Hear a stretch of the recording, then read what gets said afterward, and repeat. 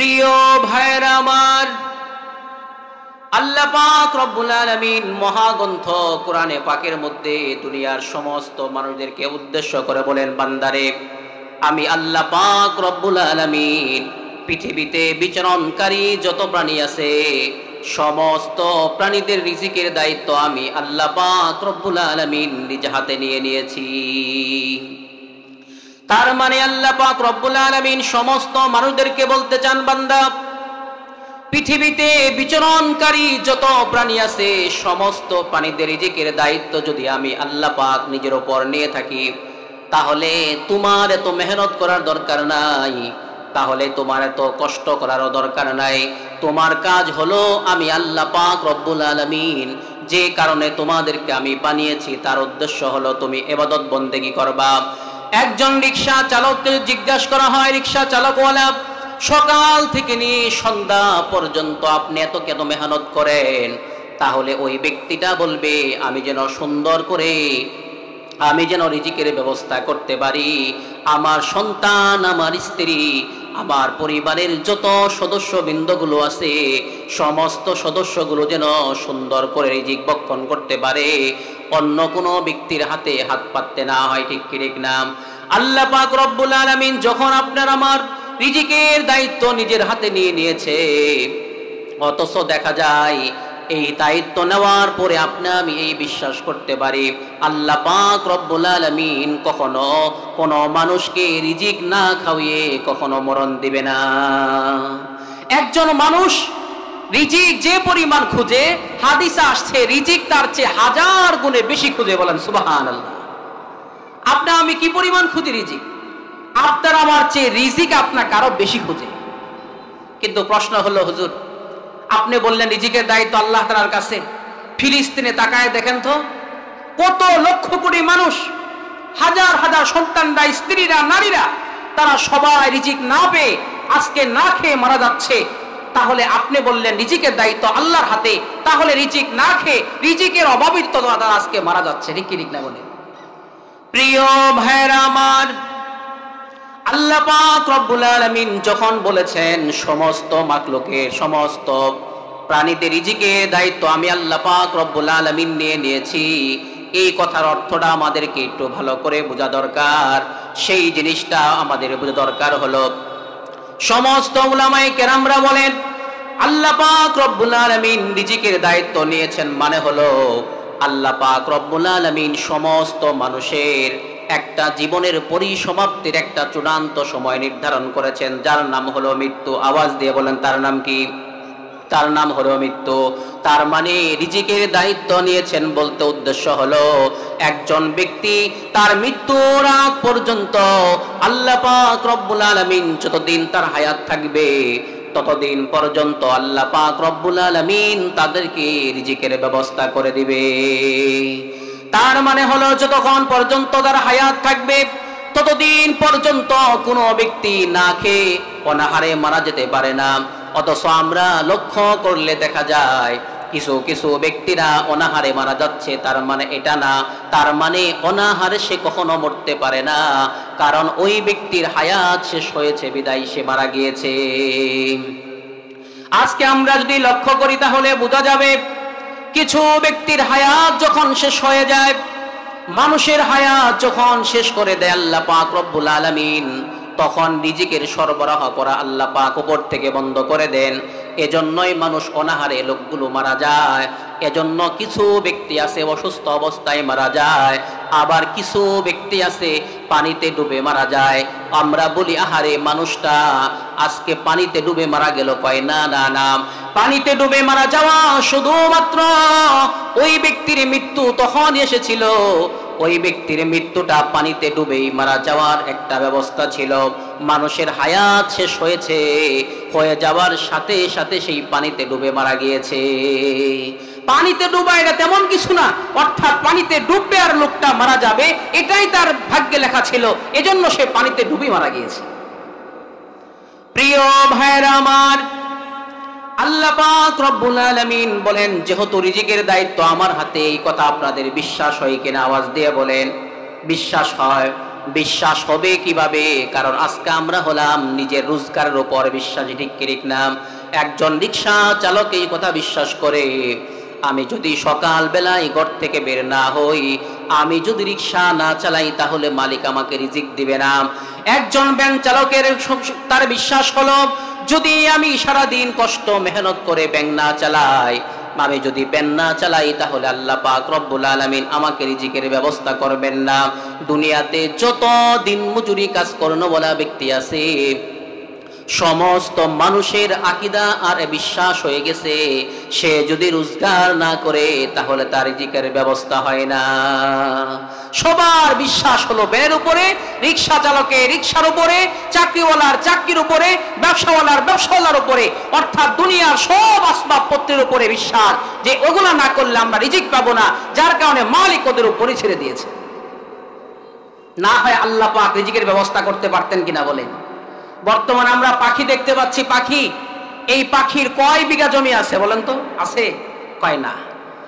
প্রিয় ভাইরা আমার, আল্লাহ পাক রব্বুল আলামিন সূরাতুল হুদের 6 নম্বর আয়াতে দুনিয়ার সমস্ত মানুষদেরকে বলে দিলেন, বান্দারে, পৃথিবীতে বিচরণকারী যত প্রাণী আছে, সমস্ত প্রাণীদের রিজিকের দায়িত্ব আমি আল্লাহ পাক নিয়ে নিয়েছি।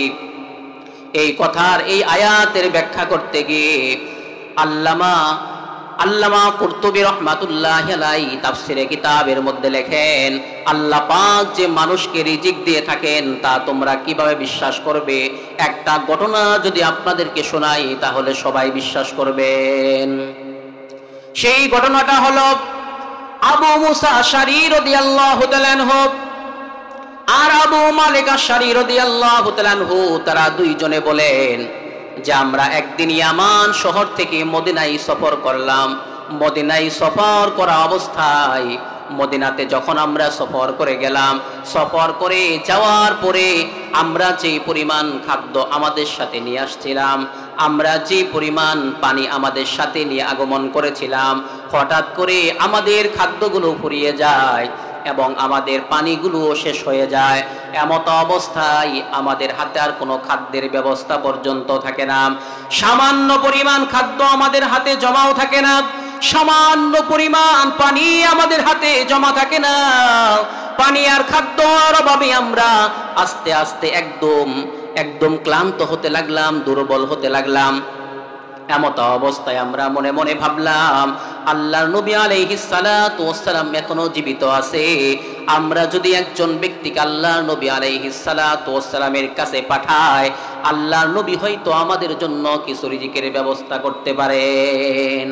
আল্লাহর নবীর কাছে লোক পাঠিয়ে দাও, আল্লাহ রাসূলের কাছে গিয়ে বলো, আল্লাহ তাআলা কোনো না কোনো ভাবে একটা রিজিকের ব্যবস্থা করতে পারেন কিনা বলেন? সাহাবায়ে কেরাম রাদিয়াল্লাহু তাআলা আনহুম আজমাইন পরামর্শ করলেন। সমবেত সাহাবায়ে কেরাম রাদিয়াল্লাহু তাআলা আনহুম আজমাইন পরস্পরে পরামর্শ করে একজন সাহাবীকে আল্লাহর নবী আলাইহিস সালাতু ওয়াস সালামের দরবারে প্রেরণ করলেন। আর এই কথা বললেন, তোমরা রাসূলের কাছে যায় বলো, আমরা যে পরিমাণ খাদ্য নিয়ে মদিনায় আগমন করেছিলাম, আমরা যে পরিমাণ পানি নিয়ে আমরা মদিনাতে আগমন করেছিলাম, পানির ব্যবস্থাপনাও শেষ, খাদ্যের ব্যবস্থাপনাও শেষ হয়ে গিয়েছে।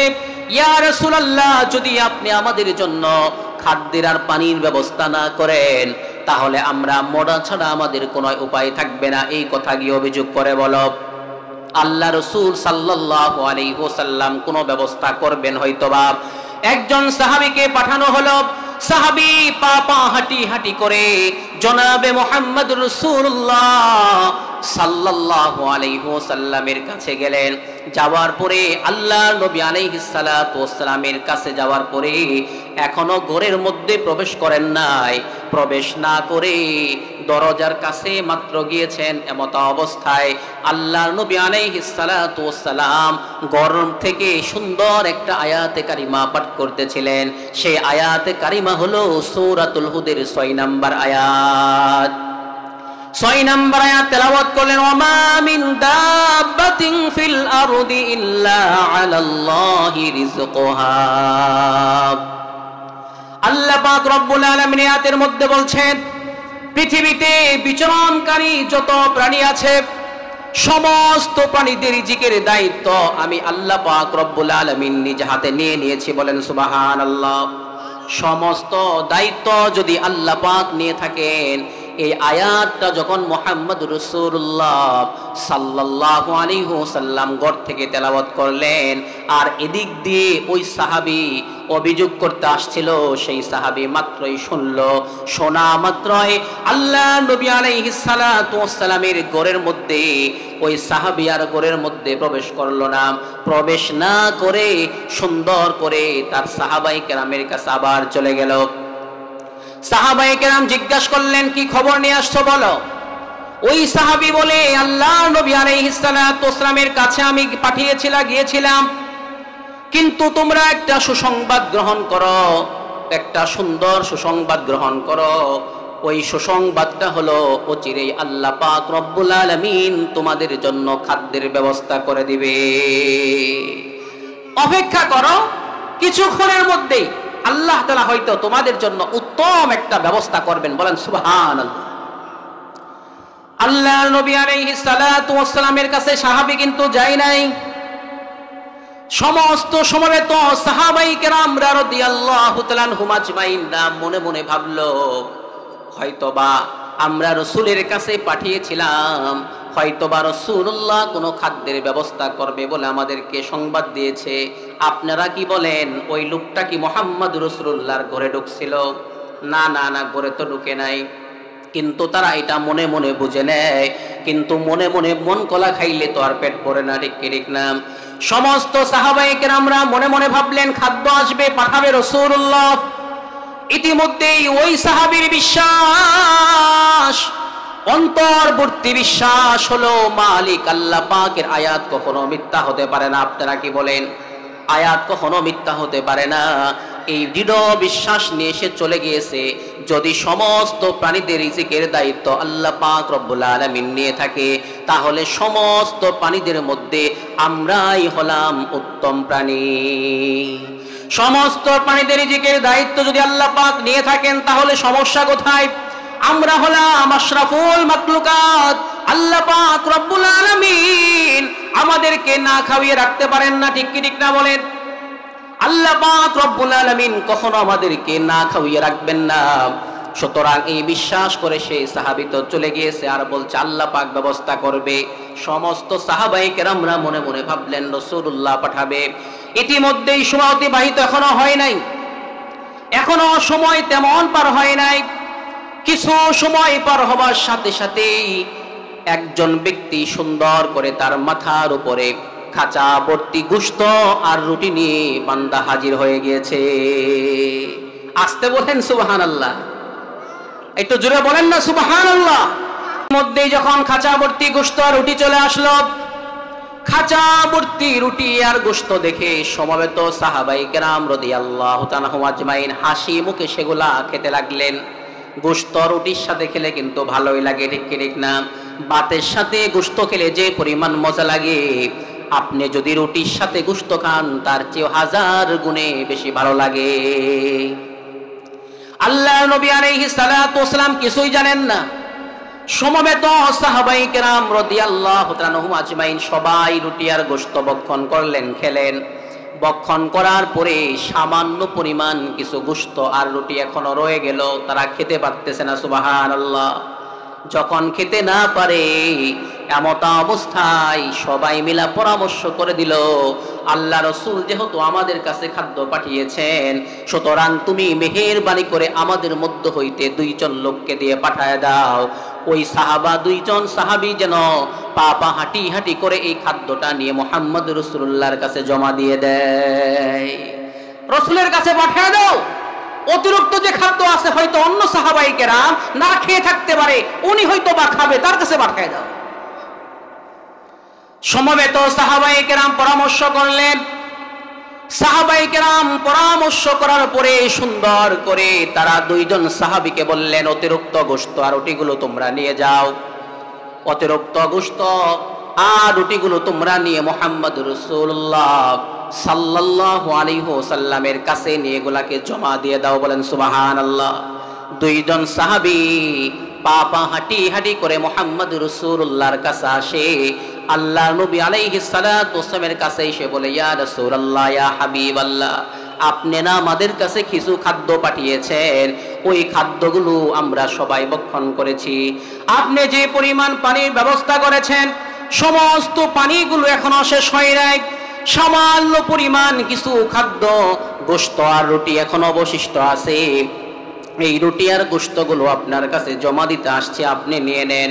সুতরাং আপনি নিয়ে নেওয়ার পরে আপনি যারা অনাহারে ভুগবে তাদের কাছে আপনি সেই পানি আর রুটি আর গোশতগুলো খাওয়ার জন্য দিয়ে দেন। আল্লাহ রসুল বলে, আশ্চর্য কথা, কখন পাঠাইলাম আমি খাদ্য? আমি তো নিজেই জানি না কখন খাদ্য পাঠাইছে, আমি কিছুই জানি না, আমি কোনো খাদ্য তো পাঠাই নাই তোমাদের কাছে। বলেন সুবহানাল্লাহ। আল্লাহ নবী আলাইহিস সালাতু ওয়াসসালাম বললেন, কোনো খাদ্য আমি পাঠাই নাই। কিসের কথা বলো? ভেবে চিন্তে তোমরা আমার কাছে বলো, কি হয়েছে স্বয়ং সম্পূর্ণ পরিপূর্ণ ঘটনাটা আমার কাছে বর্ণনা করো। এই কথাটা বলার পরে আল্লাহ নবী আলাইহিস সালাতু ওয়াসসালামের কাছে বললেন, হযরত, আমরা দুইজন, আমরা সমবেত সাহাবায়ে কেরামরা ইয়ামেন থেকে মদিনায় আগমন করেছিলাম। এমত অবস্থায় কিছু খাদ্য আর পানি নিয়ে আসছিলাম। কিছুদিন পরে খাদ্য শেষ হয়ে গেল এবং পানির ব্যবস্থাও শেষ হয়ে গেল। এমত অবস্থায় আমরা পানি আর খাদ্য যখন শেষ হয়ে যায়, একজন ব্যক্তিকে আপনার নিকটে পাঠাইয়া দিলাম। ওই ব্যক্তি যাওয়ার পরে বলল, তোমাদের জন্য সুসংবাদ, খাদ্য আসছে। আমরা মনে মনে ভাবলাম হয়তোবা খাদ্য আর পানি আসছে, তার মানে হলো মুহাম্মদ রাসূলুল্লাহ আপনি খাদ্য পানি পাঠিয়েছেন। এটাই তো আমরা বিশ্বাস করেছিলাম। এরপরে আমরা আর কিছুই জানি না। এই হলো বর্তমানে ঘটনা। আল্লাহ নবী আলাইহিস সালাতু ওয়াসসালাম বললেন, সাহাবীরা রে, আল্লাহ পাক সূরাতুল হুদের 6 নম্বর আয়াতে বলে দিয়েছেন, পৃথিবীতে বিচরণকারী যত প্রাণী আছে সমস্ত প্রাণীদের রিজিকের দায়িত্ব আল্লাহ পাক নিজ হাতে নিয়ে নিয়েছে। এটা আমি মুহাম্মদ রাসূলুল্লাহ আমি পাঠাই নাই, এটা স্বয়ং আল্লাহ তাআলা পাঠিয়েছে। বলেন সুবহানাল্লাহ। কি পাঠাইছে বলেন? আল্লাহ তাআলা নিজে পাঠাইছে। আল্লাহ তাআলা বলেন, যতক্ষণ পর্যন্ত ওই ব্যক্তির হায়াত থাকবে, হায়াত শেষ না হবে, ততক্ষণ পর্যন্ত আমি আল্লাহ তাআলা তার রিজিক দিতেই থাকবো, দিতেই থাকবো, দিতে থাকবো। সুবহানাল্লাহ। হুজুর চলে আসছে, 1 থেকে 2 মিনিট কথা বলে আমি শেষ করে দেব। আল্লাহ নবী আলাইহিস সালাতু ওয়াসসালাম এই কথা বলার পরে বললেন, সাহাবায়ে কেরাম শোনো, আল্লাহ পাক রব্বুল আলামিন খাদ্যের যে ব্যবস্থা করেন তার প্রমাণ স্বরূপ আজকে তোমাদের সামনে এটা পেশ করলেন। বলেন সুবহানাল্লাহ। হযরতে মূসা আলাইহিস সালাতু ওয়াসসালামের কওমদেরকে আল্লাহ পাক রব্বুল আলামিন 40 বছর যাবত কোনো আবাদ ছাড়া তিনি খাদ্য খাওয়িয়েছেন। কত বছর? 40 বছর।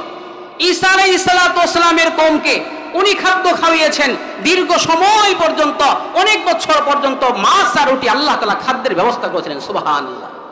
যে সমস্ত কথাগুলো বলছি, আল্লাহ পাক রব্বুল আলামিন সকলকে বুঝে শুনে আমরা যেন আল্লাহর ইবাদত করতে পারি, বندگی করতে পারি। রিজিক দেবেন আল্লাহ তাআলা, চেষ্টা তো করবই, কিন্তু মালিক যে উদ্দেশ্য আপনাকে বানিয়েছেন সেটা যেন আমি পরিপূর্ণ পালন করতে পারি এবং রিজিকের পরিপূর্ণ ভরসা আল্লাহর প্রতি করতে পারি, সেই তৌফিক আল্লাহ পাক সবাইকে দান করুন। বলুন আমিন।